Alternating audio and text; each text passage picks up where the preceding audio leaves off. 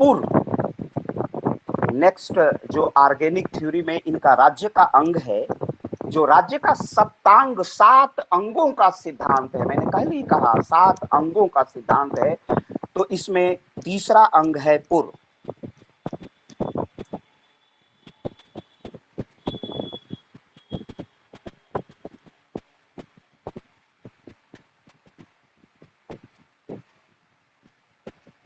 इसको अंग्रेजी में भी आप पुर ही लिखेंगे।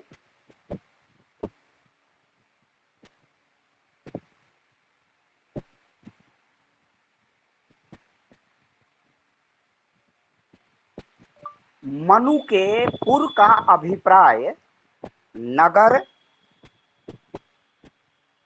राजधानी अथवा बड़े ग्राम स्तर के समूहों से है।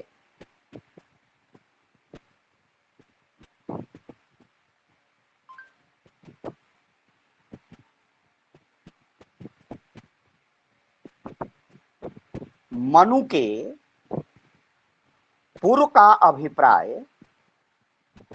मनु के पुर का अभिप्राय नगर, ये सब सिनोनिम्स है। नगर हम समझने के लिए कह रहे हैं, नगर, राजधानी अथवा बड़े ग्राम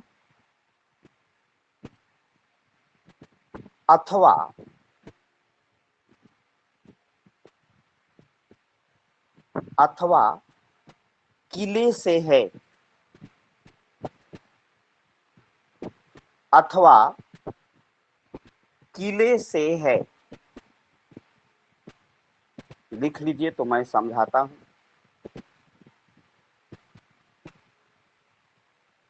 मनु के पुर का अभिप्राय नगर, राजधानी अथवा बड़े ग्राम अथवा किले से है। मनुपुर, मनुजपुर means city, capital or big village or fort.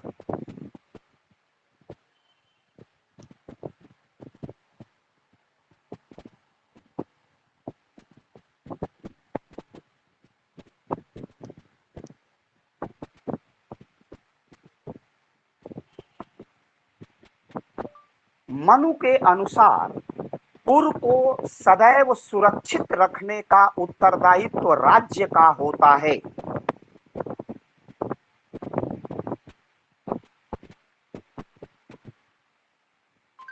Manu के अनुसार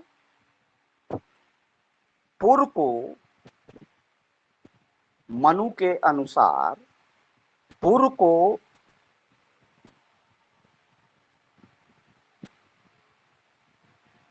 सदैव सुरक्षित रखने का उत्तरदायित्व राज्य का होता है,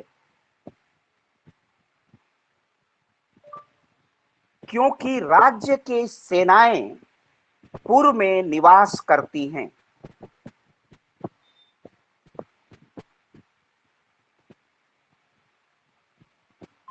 क्योंकि राज्य की सेना, क्योंकि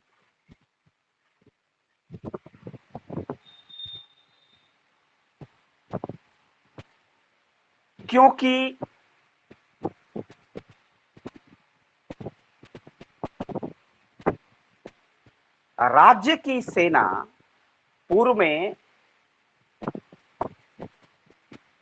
क्योंकि राज्य की सेना पूर्व में निवास करती है। राज्य की सेना पूर्व में निवास करती है। राज्य की सेना पूर्व में निवास करती है।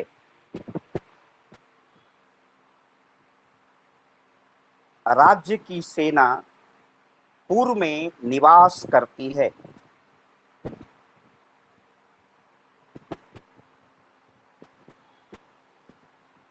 राज्य की सेना पूर्व में निवास करती है।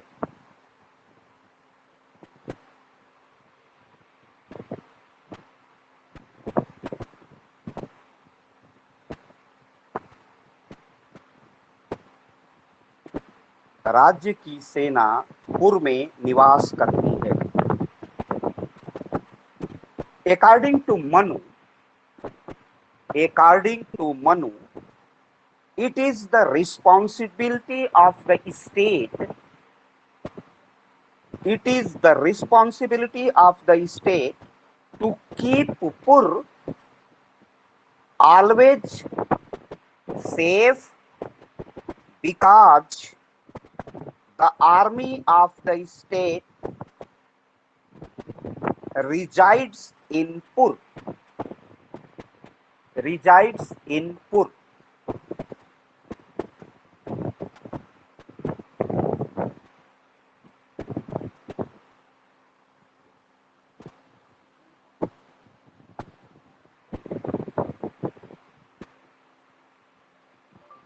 पुर वस्तुतः राज्य की सामरिक सुरक्षा का नाम है।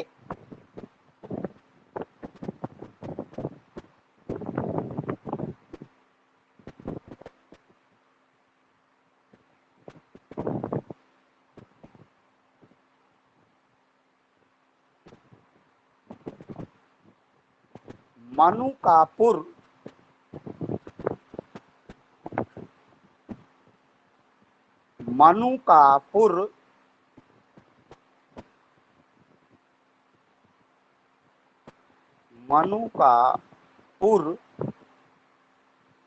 राज्य की सामरिक सुरक्षा का नाम है।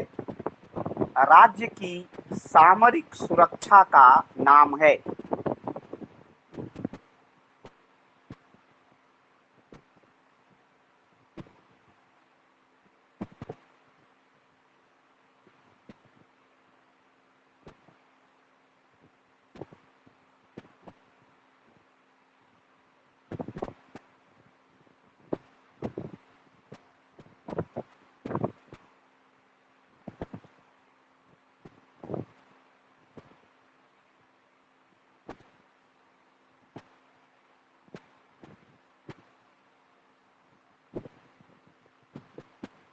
Pur is the name of the strategic security of the state.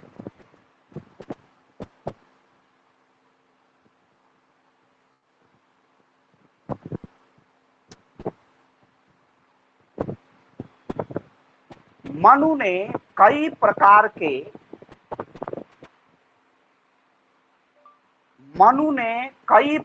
के पुर की चर्चा की है, जिसमें महत्वपूर्ण है धनवनपुर,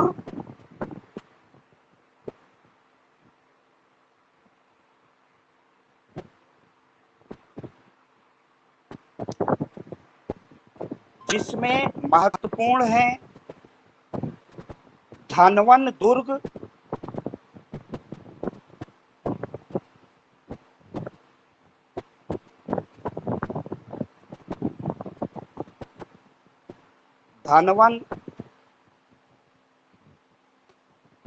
पुर या दुर्ग,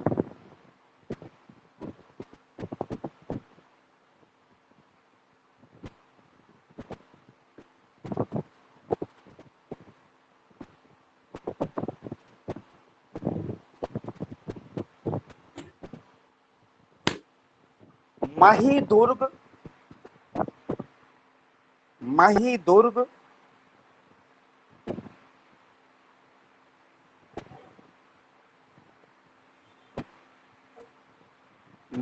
दुर्ग,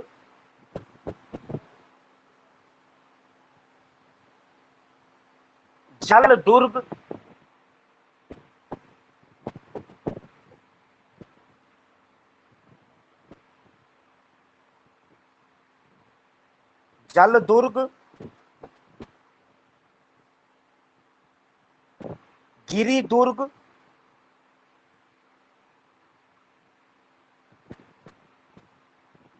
दुर्ग, आदि।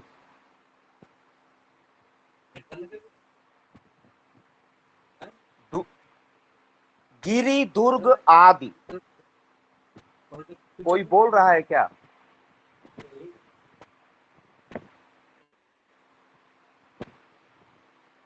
आनंद देख लो, कोई किसी का माइक ऑन है, वो लगातार बोले जा रहा है। तो जो मनु ने दुर्ग बनाए वो ऐसे सुरक्षित किले बनाए, अभेद्य किले बनाए, जिसमें कोई विदेशी ताकत, कोई विदेशी शक्ति सामरिक रूप से राज्य को आघात न पहुंचाए, हमारी सेना सुरक्षित रहे। हमारी से 1 मिनट रुक जाइए।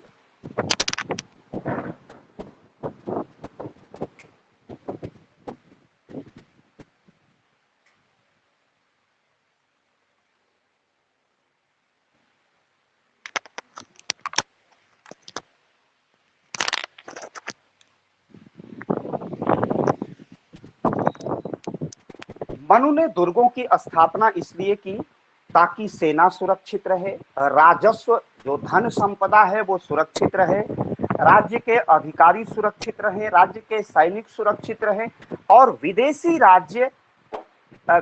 राज्य हम पर आक्रमण न कर सकें। तो पूर्व का पूरा अभिप्राय, जो कंसेप्ट था दुर्ग का, वो राज्य की सुरक्षा का था। राज्य सामरिक दृष्टि से मजबूत रहे, दूसरे राज्य का उस पर आक्रमण न हो, और राज्य सुचारू रूप से, क्योंकि तत्कालीन परिस्थितियों में जिस समय मनु का दौर था, मनु का युग था, मनु राजतंत्र में थे, विज्ञान और तकनीकी का विकास नहीं हुआ था, वो सृष्टि के प्रारंभ का कालखंड था, और इसलिए उस युग में इस प्रकार की व्यवस्था थी ताकि राज्य की सुरक्षा हो सके। तो दुर्ग उसमें विशेष सहयोगी और सहायक था, क्योंकि दुर्ग से राज्य की सुरक्षा हो सकती थी, और जो वनों में दुर्ग होगा, जो पहाड़ों पर दुर्ग होगा, उसमें सेनाएं आसानी से, जैसे वन में दुर्ग होगा तो उससे विदेशियों को या किसी गैर राज्य को ढूंढना सहज नहीं होगा। धनवन का जो दुर्ग होगा वैसे भी दुर्लभ दुर्ग होगा, उसी प्रकार मही का दुर्ग होगा। ये इन दुर्गों की परिचर्चा की है। तो Manu has described many types of the east in which importance are dhanvan fort, mahi fort, jal fort, giri fort, it's. तो आपने देख लिया कि मनु ने इस प्रकार के अपने अंग में, राज्य के अंगों में, महत्वपूर्ण अवयवों में दुर्ग की परिचर्चा की है। दुर्ग के बाद हम आते हैं, तेजी से चलिए, दुर्ग या जिसे हम पुर कहते हैं, जिसे फोर्ट कहेंगे, जिसे किला कहेंगे, नेक्स्ट पर हम आते हैं। वह है, अब वो राज्य शब्द का प्रयोग करते हैं, और आपने सेकेंड ईयर पढ़ा है तो स्टेट शब्द सबसे पहले, पूरे जो स्टेट का कॉन्सेप्ट है, राज्य की अवधारणा है, ये सबसे पहले कब आती है? किस राजनीतिक दार्शनिक ने राज्य शब्द की परिचर्चा की है? आपने फर्स्ट ईयर में भी पढ़ा थ्योरी ऑफ पॉलिटिकल साइंस, आपने सेकेंड ईयर में कॉम्परेटिव पॉलिटिक्स पढ़ी, आपने वेस्टर्न पॉलिटिकल थॉट पढ़ा। कहाँ राज्य शब्द पहली बार निखर करके सामने आया? किस दार्शनिक ने पहली बार स्टेट शब्द का प्रयोग किया? न तो प्लेटो ने किया, न तो एरिस्टोटिल ने किया।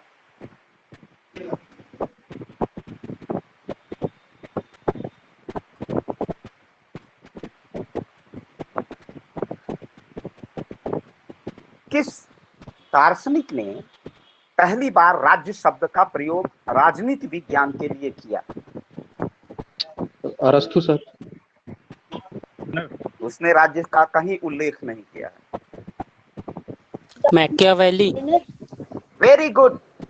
मैकियावेली वो पहला दार्शनिक था इटली का जिसने पहली बार नेपल्स और वो जो उसके 4 गणराज्य थे, नेपल्स था और कौन कौन था, फ्लोरेंस था, पहली बार इटली भाषा में स्टेट शब्द का प्रचलन किया, स्टेट का कंसेप्ट दिया, और पहली बार उसने ही जो धर्म आधारित, जो धर्म से निर्देशित राज्य था, जो थेमोक्रेसी था, उसको अलग किया कि धर्म की सत्ता अलग है और राज्य की सत्ता अलग है।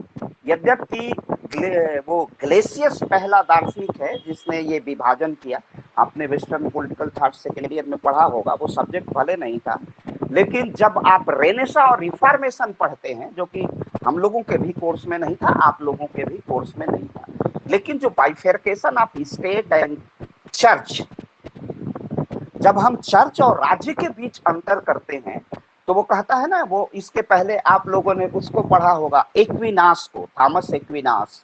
तो वो राज्य और चर्च को मिक्सअप करता है, राज्य और चर्च को एक बनाता है। लेकिन जब मैकियावेली तक आते हैं तो वो राज्य से चर्च को विमुक्त करता है, कहता है कि लौकिक जीवन में जो ये वर्तमान जीवन है उसका संचालन राज्य करेगा, और पारलौकिक जीवन है जो रिलीजियस लाइफ है, जो धार्मिक जीवन है, उसका संचालन पोप करेगा। तो पहला कॉन्सेप्ट लेके मैकियावेली आता है स्टेट का, और उसने इटली भाषा में पहली बार, उसकी प्रसिद्ध रचना प्रिंस है, आप सब जानते हैं, और प्रिंस में पहली बार उसने राज्य शब्द का उल्लेख किया और राज्य की अवधारणा को स्पष्ट किया कि राज्य क्या है। राज्य के पास ही सत्ता है, और सत्ता वो वैध सत्ता है, और उसी का प्रयोग, उस वैध सत्ता का प्रयोग जो जनता के द्वारा उसे दी गई है, उस लिटिमेसी के आधार पर, उस वैधता के आधार पर राज्य की सत्ता का प्रयोग